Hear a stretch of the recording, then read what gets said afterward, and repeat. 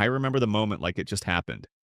I was standing by the office coffee machine, lazily swirling a dash of oat milk into my usual morning brew, when Lily, our brand new CEO and the founder's daughter, walked into the break room.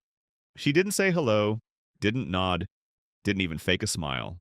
She looked right through me like I was part of the outdated furniture she couldn't wait to toss. Ryan, I need to see you in my office. Now. It wasn't a question. It wasn't even a demand. It was a verdict. I'd been with the company for nearly 11 years, built the client services department from scratch, negotiated over 100 contracts, trained most of the team that now sat just a few feet from her office door. But none of that mattered to Lily. Her father, Mr. Cole, had built this company with grit, sweat, and loyalty. He believed in people. Lily inherited the position and seemed to think it gave her the divine right to rule however she pleased. I followed her, a tightness already forming in my chest. She didn't even sit down when we got there. "You're fired," she said, her voice flat and cold. No emotion, no explanation, just like that. I blinked, thinking maybe I misheard. "Excuse me?" "You heard me," she said, casually flipping through a stack of papers like she was deciding between tea or sushi for lunch. "You can collect your things and leave, effective immediately. We don't need lazy people like you slowing things down." Lazy? The word hit harder than the actual firing. I stood there, heart pounding in my ears, half expecting someone to jump out and say it was a prank. But no one did. I wanted to yell, to fight back, to defend myself. Instead, I smiled. A calm, polite, deliberate smile. "Understood," I said quietly. "Have a nice day, Lily." And I walked out of her office with my head up, even though inside I was shaking. My team looked up as I passed, some of them starting to rise, concern written all over their faces. But I gave a small shake of the head. Don't. Don't make this worse. I packed my desk in silence. Driving home, my mind reeled. 11 years. I'd sacrificed more time for that company than I had for my own family. Missed holidays, skipped birthdays, taken calls during my divorce when I could barely breathe. I gave them everything, and in the end, I was thrown out like garbage. But oddly, I wasn't angry. Not yet. I was confused. Why? That question followed me like a shadow the rest of the day. It stuck to the walls of my apartment. It echoed in every thought. Something about the way Lily said it. So dismissive, so indifferent. It just didn't sit right. And the timing? That was off too. We were days away from closing one of the company's biggest deals to date, a contract I'd spent 6 months building from the ground up. I knew the client inside and out. I was even scheduled to meet them that Friday to lock it all in. And now, I was gone? Did she even look at the contract? The next morning, a little after 9 a.m., my phone buzzed. Unknown number. I almost ignored it. Couldn't stomach more bad news. But curiosity got the better of me. "Ryan, it's Mr. Cole." The voice stopped me cold. The real CEO. The man who'd hired me all those years ago with nothing but a handshake and a gut feeling. "I just walked into the office," he said. There was tension in his voice. "Why the hell did you leave? What happened?" I hesitated. "Your daughter fired me." Silence, then a sharp inhale. "What?" "Yesterday. She called me lazy. Said I was no longer needed." More silence. Then the rustling of papers. A heavy thud like something being slammed on a desk. "Ryan, did she even read your contract?" I frowned. "What do you mean?" "She's supposed to finalize the Kingswell deal today, right?" "Yeah, that meeting's at 11. Jesus. I could hear the realization hit him like a truck. He shuffled through more papers, muttering something I couldn't make out. "Ryan, there's a clause in your contract. One I made sure was there after what happened with the last acquisition. You're not just managing the Kingswell account. You're the only person authorized to negotiate and close that deal. Legally, ethically, logistically. Without you, the contract dies." And suddenly, everything made sense. Lily hadn't read it. She had no idea what she'd done. And just like that, the hurt started to fade, replaced by something entirely different. Power. She pulled the trigger too fast, thinking she was ending something, but the gun was pointed straight at herself. Mr. Cole hung up without another word, but I could feel the storm brewing on his end. I sat frozen in my apartment, the untouched coffee beside me growing cold. My eyes were fixed on nothing, my thoughts a loud, jumbled mess. Lily had fired me just like that. No warning, no reading the fine print. She hadn't even realized what she'd done. I leaned back into the couch, letting out a dry, bitter laugh. 11 years of dedication, erased with a sentence, all of it, gone, tossed out by someone who had inherited a throne she hadn't earned, treating leadership like it was a game. But this wasn't some business simulation. You don't get to hit restart after a bad call in the real world. Consequences are real, and this one was coming faster than she realized. I didn't know what I wanted to do next. Part of me wanted to throw on a jacket, walk back into the office, and watch the fallout firsthand. But another part, the one that had stayed silent through endless late nights, the one that had swallowed pride time and time again, wanted to let it all crash and burn without lifting a finger. Turns out I didn't have to wait long. At exactly 10:13 a.m., my phone rang. The caller ID, Lily. I let it go to voicemail. Another call followed, this time from reception. Then another, legal. Then accounting. My screen lit up over and over like some malfunctioning slot machine, one after another. I didn't answer a single one. Finally, I opened my voicemail. Ryan, hi, it's Lily. Her voice was tense, barely holding together. Listen, there was a misunderstanding yesterday. I might have acted too fast. We need you back. Today, it's urgent. Please call me. Urgent. That word echoed in my mind. Not, I'm sorry. Not, I made a mistake. Just urgency wrapped in a thin veil of forced politeness. There was no apology, no accountability, just panic. I took a sip of the now cold coffee and didn't move from the couch. At 10:32, my phone buzzed again. This time, the name stopped me. Nicole, a former teammate and close friend from back when she was in client services. She'd transferred to marketing a while back, but we'd stayed in touch now and then. I picked up. Ryan, oh my God, she whispered. You won't believe what just went down here. Try me. Lily just got absolutely shredded by her dad, in front of the whole team. The meeting room was packed, people from every department. Mr. Cole walked in and slammed the Kingswell contract right on the table. He brought the contract? Yep. And he asked her one question. Did you read this before you fired Ryan? I raised an eyebrow. Classic Mr. Cole. Calm but cutting. And she tried to bluff, Nicole continued. Started talking about new directions and reevaluating staff. But it was obvious she had no clue. He didn't even let her finish. Just flipped to that clause.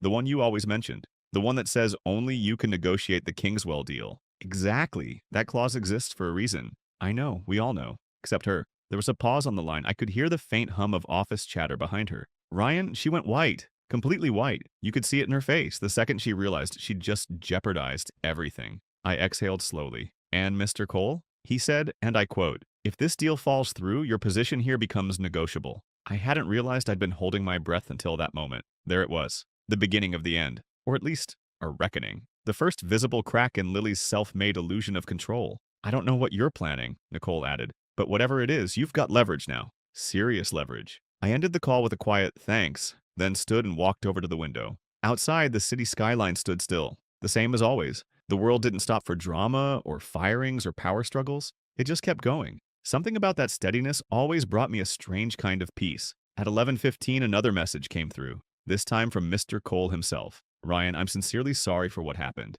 I misjudged the situation. Please come in. Not just to help with the deal, but so we can talk privately. Tempting. But I wasn't just going to stroll back in like nothing had happened. Not after the way I was treated. Not without something more than urgency. Because this wasn't just about Kingswell. It was about respect, trust, and the years I'd given, the sacrifices, the missed moments, the quiet loyalty that no one noticed until I wasn't there. I didn't want revenge. I wanted something more powerful. I wanted acknowledgement. So I picked up my phone and typed out a message. I'll consider returning to finalize the Kingswell deal, but only under specific conditions. I'd like to speak with Mr. Cole directly beforehand. I hit send. Then I got dressed. By the time I reached the office, it was just past noon. I didn't use the side employee entrance. I walked straight through the front doors, through the main lobby, like a visitor, like someone coming back by choice, not obligation. I could feel the eyes on me. Everyone knew what had happened the day before, and now here I was, not sneaking in, not hiding, but making it clear. I was back on my terms. The receptionist stood the moment she saw me, a flicker of surprise on her face. Mr. Carter, Ryan, she stammered. Mr. Cole is expecting you. Right this way. As I followed her down the hall, the atmosphere felt different. People glanced up from their desks, conversations tapered off, and there was this subtle shift in energy, like the entire office had collectively held its breath. When I reached Mr. Cole's office, he was standing by the door waiting for me. No warm smile, just a nod. Ryan, he said, his voice steady but lacking the usual warmth. Thank you for coming in. I gave a brief nod but didn't extend my hand. I wasn't here to be polite. He stepped aside, allowing me to walk into the office. The door clicked shut behind us, and for a moment, neither of us spoke. I took my seat across from his massive oak desk, and he leaned against the doorframe, letting out a long, tired sigh. I made a mistake, he said, breaking the silence. A big one. I gave my daughter too much authority too quickly. I wanted her to prove herself, but I didn't expect her to burn bridges before she even learned how to build them. I didn't answer. Words weren't needed. The silence between us was enough for him to feel the weight of his actions. Mr. Cole sat down across from me, his voice dropping to a softer, more personal tone. What she did to you was unprofessional, disrespectful, and frankly, it almost ruined a deal we've worked over half a year to secure. I nodded slowly, a quiet acknowledgement of the truth. Yes, it did. I read the contract again this morning, he continued. Every word. You were given full autonomy over the Kingswell account. Legally, the client won't recognize anyone else as a representative of this company during negotiations. That clause was put in place after the Steel Ridge disaster. I remember it well, I said quietly, my mind flashing back to the nightmare of that deal. I'd been the one who'd cleaned up the mess after all. Mr. Cole's eyes met mine and I could see the regret there, the frustration at his daughter's actions. You didn't deserve what happened yesterday, he said, and I'd like to offer you your job back, with full authority to finish the deal. Whatever conditions you need, we'll make them work. There was sincerity in his tone, but I could tell it wasn't just about the deal. It was about leadership, about accountability, about recognizing that actions had consequences. I'll return, I said, my voice steady, but I want everything in writing, a revised contract, clear autonomy over Kingswell, and no interference from Lily. He didn't hesitate. Done. And one more thing, I added, my voice firm. This can't happen again. Not to me, not to anyone. There was a long pause as Mr. Cole thought it over. Finally, he gave me a slow, thoughtful nod. You have my word. With that, I stood up. The weight of the past 2 days felt lighter, but I knew this wasn't over. Not by a long shot. As I stepped out of his office, I saw her. Lily. She was standing further down the hall, arms crossed, talking to a junior executive like she was in the middle of some important discussion. But the moment I walked into view, her eyes snapped to mine. I didn't flinch. I didn't look away. I just walked straight past her. And in that brief moment, I saw it. The exact second she realized that the control she thought she had was slipping away. That was the last time I saw her that day. By 1 p.m., the boardroom was prepped and ready. The Kingswell team had arrived, and we had about 30 minutes before the official meeting started. I went through the documents one last time, confirming the key points we'd negotiated. Mr. Saeed, the CEO of Kingswell, was a man who valued trust above all else. He wasn't interested in drama or internal issues. If he smelled disorganization or instability, the deal would crumble before it even began. I set the final printed version of the agreement, the Arabic translation, onto the table, double-checking that everything was in place. From the corner of my eye, I saw Lily pacing outside the meeting room, her steps fast and erratic, like a caged animal. Mr. Cole stepped out of his office to intercept her. Their voices, though muffled, escalated quickly. Mr. Cole's sharp words cut through the tension, and then suddenly his hand shot up, silencing her. Lily's face went pale. I could see the color drain from her cheeks, her eyes shooting a mixture of rage and humiliation in my direction. But I didn't react. I didn't give her the satisfaction. She turned and walked away. That was the last time I saw her that day. At exactly 1:30 p.m., Mr. Saeed walked in with his aides. I greeted him in Arabic and his face lit up. He smiled, rare for someone so hard to impress. You remembered, he said, his voice warm. Respect goes a long way, I replied, giving him a nod. The meeting proceeded smoothly without a hitch. 2 hours later, we were shaking hands, finalizing the deal. The Kingswell partnership was sealed, and the company had secured one of the most important contracts in recent history. After they left, Mr. Cole approached me again. This time, there was genuine relief in his face. You saved us, he said, and I owe you more than just an apology. I gave a simple nod. You owe your company a leader, I said, my voice firm. One who understands the difference between power and responsibility. He didn't argue. Later that evening, as I walked to my car, the tension of the past 2 days began to fade. I had returned not as just an employee, but as someone who had learned his worth and wasn't afraid to make it clear. But as I stepped out into the cool evening air, I knew this wasn't over. Lily might have stayed quiet today, but I knew better than to think that was the end of it. People like her don't disappear. They retreat, they wait, and then they retaliate. By the following week, the Kingswell deal was making headlines in the industry newsletter, a breakthrough in cross-border negotiations. Company secures a historic partnership with Middle Eastern distributor through tailored strategy and multilingual leadership. They didn't mention my name, but everyone in the company knew who had sealed that deal. My inbox was flooded with quiet congratulations, messages from staff who had remained silent during the storm. Some were from junior employees I'd mentored years ago, while others were from managers who had once ignored my ideas, but now praised my leadership under pressure. I appreciated their words, but I wasn't naive. I knew how quickly people could change their allegiance when the wind shifted direction. The atmosphere at the office had lightened. There were smiles, laughter, and even a sense of normalcy returning to the break room. Mr. Cole had made it clear that Lily was no longer involved in any high-level decisions, at least for now. But even with everything seeming to settle, I couldn't shake the feeling that something was wrong. It started with small things, little signs of friction. First, it was the expense reports. My reimbursement for travel to the Kingswell meeting was delayed. Then documents I'd submitted for approval were returned unsigned, without explanation. Next, an email, one I never sent, was flagged by IT. It had been sent from my account and contained incorrect client information. Worse, it had been forwarded to one of our overseas partners. Luckily, the partner and I had a solid relationship, and he reached out to me directly to clarify. But the mistake had already planted a seed of doubt. I reported it to our internal systems team. Something wasn't right, and I had a feeling I was just starting to scratch the surface. I could feel my pulse quicken, the walls of the room closing in around me. The tightness in my chest wasn't just from the weight of the situation. It was the dawning realization that everything I'd suspected was true. This wasn't a mistake or a string of unfortunate coincidences. This was a deliberate, calculated campaign to discredit me, to isolate me, and it was someone from within the company who was orchestrating it. I stared at David, trying to keep my composure. "Do you know who?" I asked, my voice steady despite the roiling storm inside me. David met my gaze, and for a brief moment, I saw something in his eyes. A hesitation, like he wasn't sure how much he could say. But then, as if the pressure of the truth was too much to contain, he leaned forward slightly, his voice dropping. "We're narrowing it down," he said, glancing at the monitor. "There's a handful of people who had access to your login, but we're focusing on Ryan. It's the most likely scenario." My stomach twisted. Of course it was him. I'd known it. Ryan had been playing this game too well. He'd manipulated everything from the shadows, using others to do his bidding, slowly but surely eroding my credibility. And now the proof was surfacing. The question wasn't if Ryan had done it. It was how much further he'd go to destroy me. "Have you spoken to him?" I asked, my voice barely above a whisper. David nodded, though the gesture wasn't comforting. "We've started the process, but we're careful. He's a senior executive. We can't just make accusations without concrete proof." I leaned back in my chair, processing the weight of his words. Concrete proof. That was what I needed. But it wasn't enough to just have him cornered. It wasn't enough to bring him to the audit committee. I needed him exposed, completely. I needed to turn the tables, to show everyone who he really was before he could bury me completely. "You have to do more than just question him," I said, my voice hardening. "You need to dig deeper. Follow the money. Follow the communication logs. I need to know exactly how he's been manipulating the system." David didn't reply immediately, and I could see the internal struggle on his face. It wasn't just the fear of confronting someone as powerful as Ryan. It was the risk of what might happen to the company if everything came crashing down. But I wasn't going to back down. "He's using his power to make everyone doubt me," I continued, my tone icy. "I need you to expose everything, every piece of evidence. You can't stop now." David's eyes flicked to the monitors again. The team was already working tirelessly, analyzing every log, every movement, every email. But it was clear that this wasn't just about catching Ryan anymore. It was about finding the truth and seeing if there was anyone in the company willing to support that truth when it came out. David finally nodded.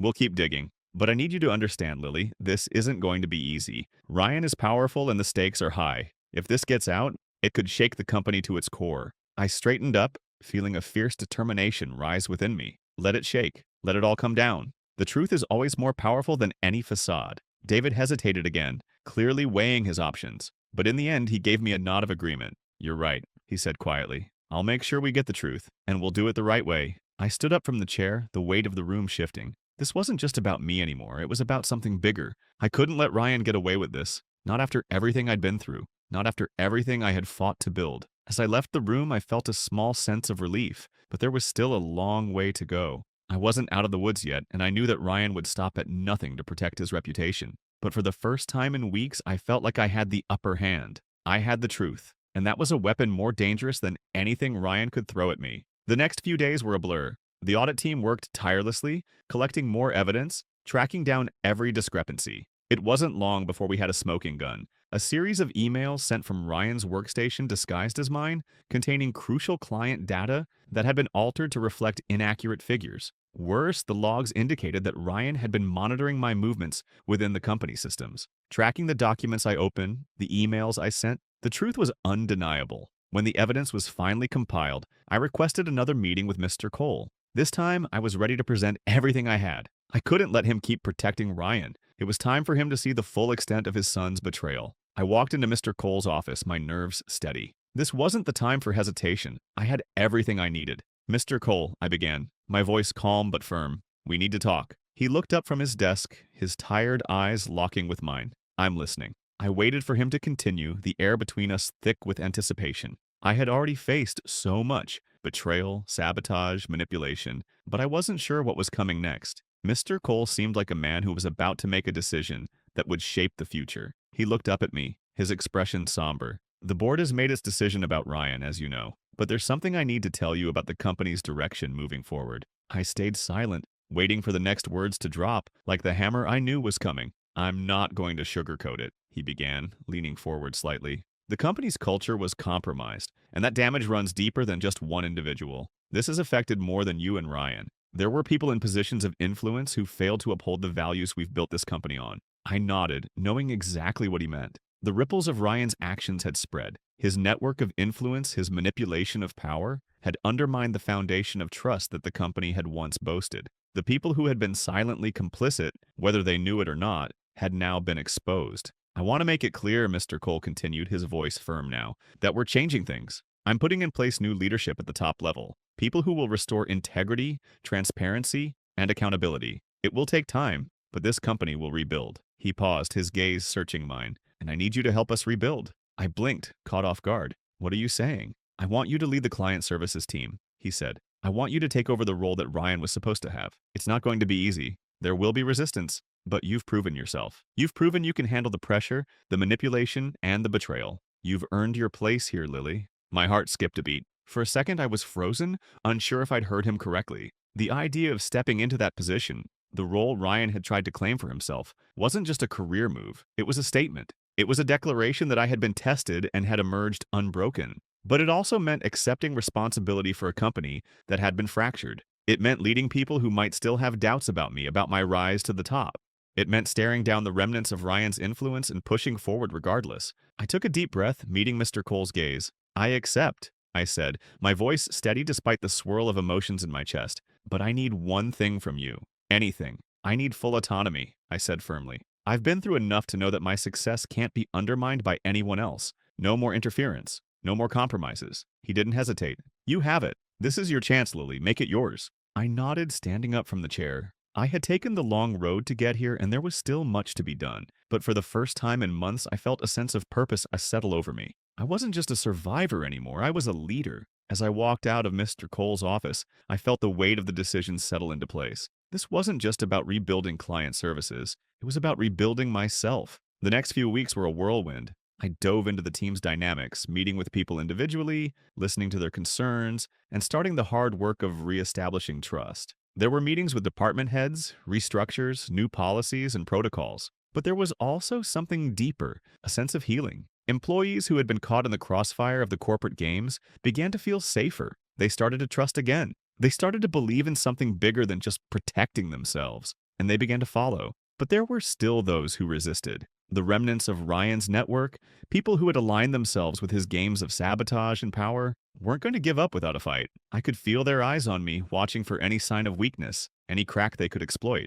But I wasn't going to give them one. I kept my eyes on the horizon, and when the Kingswell deal, which had been the catalyst for all of this, reached its final stages, I led the team to ensure its completion, flawlessly. It wasn't just a win for the company. It was a declaration that I had earned my place. The board was impressed, the company was recovering, and I was, at last, free from the shadow of Ryan's manipulation. I never spoke to him again after his termination. The whispers about him faded as quickly as his departure. He was gone, and the stain he had left on the company was slowly being scrubbed away piece by piece. But in the quiet moments, when I was alone in my office, I couldn't help but think about the cost. I had lost a lot on this journey. Not just my peace of mind, but my trust in people and systems. The betrayals had left scars, and I knew I would carry them with me. Yet as I looked around at the new, stronger team I was building, I realized something. I hadn't just survived, I had transformed. And this time, the company was going to be better for it. I sat in the conference room, the table now empty after a successful meeting with a new potential partner. As the door closed behind the last member of the team, I leaned back in my chair, the weight of the decision still lingering.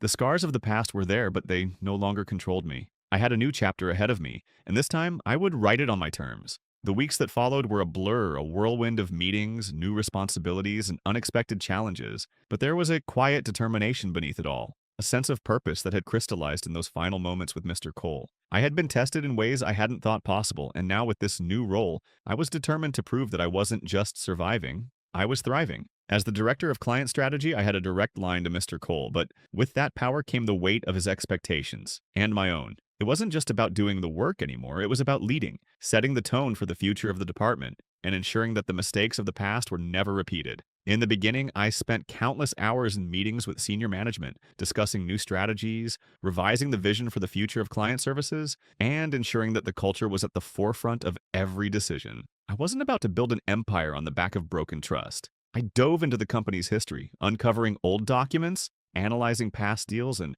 learning the intricacies of every relationship. But even more than the numbers and reports, I listened. I listened to the people who had been here far longer than me, the ones who had seen the company grow but also seen the cracks start to form. There were those who were wary of the changes I was implementing. They didn't know what to make of my sudden rise. After all, Ryan had been the golden boy for so long, and though he was gone, his influence had lingered in some corners of the office. But I wasn't concerned with the whispers. I wasn't concerned with those who didn't understand why I'd taken the path I had.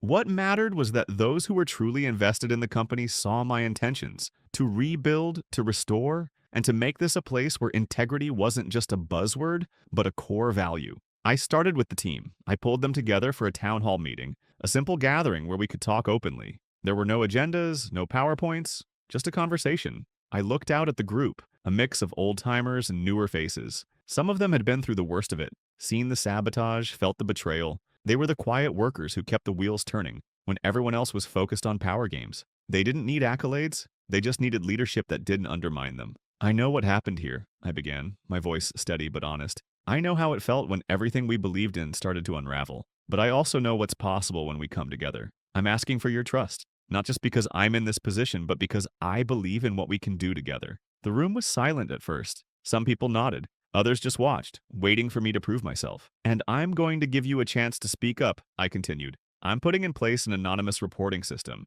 No more fear of retaliation. No more wondering if speaking up will cost you your job. If there's something wrong, we fix it. Together. There were murmurs of agreement. The air felt different, lighter. We started implementing those changes right away. I created a mentorship program for the younger employees who had been hesitant to ask for guidance. Many of them had been watching from the sidelines, uncertain about what kind of leadership they could rely on. I made sure they had a voice in the process. I made sure they knew they weren't alone. Then came the most difficult part, rebuilding relationships with the clients. The Kingswell deal had been a victory, but it had also exposed how fragile trust could be. When the sabotage had started, it had been at the expense of everything we had worked for. The late nights, the phone calls, the constant reassurance to clients that everything would be fine. It had all been put at risk by Ryan's petty games. But I wasn't about to let that destroy everything we had worked for. I took the time to personally reach out to our key clients, including Kingswell. I met with them one by one, in person or over video calls, to reaffirm our commitment to them. I made sure they understood that what had happened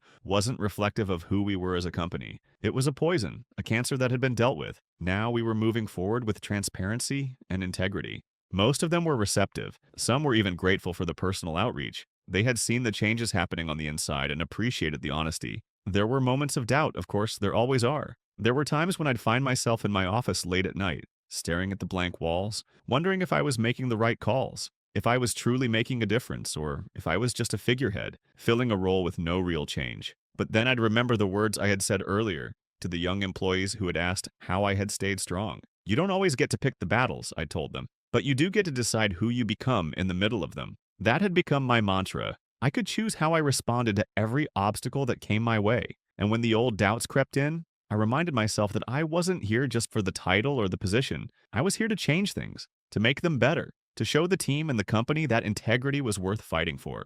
And I did. The department slowly transformed. People who had once been silent spoke up. They started offering ideas, solutions, and feedback. The trust, piece by piece, was being rebuilt. We even started seeing improvements in the bottom line, better client retention, new clients, and an overall boost in morale across the board. But as I looked back at everything that had led me here, I realized something. It wasn't the promotion that had changed everything. It wasn't the title or the shiny new office. It was the moment I stood up for myself in Ryan's office. The moment I looked him in the eye and walked out, strong, unbroken. That was the turning point. That was the moment I decided that my worth wasn't going to be dictated by anyone else. Not by a boss's son, not by anyone who thought they could use power to manipulate or control me. It was in that moment that I had taken ownership of my future. The Kingswell deal, while important, wasn't what defined my success. It was the realization that I had the strength to walk away from a toxic situation and build something better. The real victory wasn't about surviving, it was about thriving. And as I stood in the hallway that afternoon, looking at the glass walls that had once confined me,